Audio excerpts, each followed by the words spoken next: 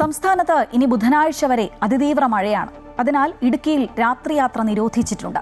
മണ്ണിടിച്ചിൽ, ഉരുൾപൊട്ടൽ സാധ്യതയുള്ളതിനാലാണ് നിരോധനം. നാളെ വടക്കൻ കേരളത്തിലെ 3 ജില്ലകളിൽ യെല്ലോ അലർട്ടാണ്. അതിശക്തമായ മഴ ലഭിച്ചതിന്റെ പശ്ചാത്തലത്തിലാണ് ഇടുക്കിയിൽ രാത്രിയാത്ര നിരോധിച്ചത്. മലയോര മേഖലകളിൽ ഉരുൾപൊട്ടൽ, മണ്ണിടിച്ചിൽ സാധ്യതയും നിലനിൽക്കുന്നുണ്ട്. രാത്രി 7 മണി മുതൽ രാവിലെ 6 മണി വരെയാണ് യാത്രാ നിരോധനം. തൊടുപുഴ പുളിയന്മല കമ്പനിപ്പടിക്ക് സമീപം ഓടിക്കൊണ്ടിരുന്ന വാഹനത്തിന് മുകളിലേക്ക് മരം വീണെങ്കിലും ആർക്കും പരിക്കില്ല. പത്തനംതിട്ടയിൽ ശക്തമായ കാറ്റിനെ തുടർന്ന് സ്കൂളിന്റെ മേൽക്കൂര തകർന്നു വീണു. തണ്ണിത്തോട് സെന്റ് ബെനഡിക്ട് സ്കൂളിന്റെ മേൽക്കൂരയാണ് തകർന്നു വീണത്. കോഴിക്കോട്, കണ്ണൂർ, കാസർഗോഡ് ജില്ലകളിൽ നാളെ ഓറഞ്ച് അലർട്ട് പ്രഖ്യാപിച്ചു.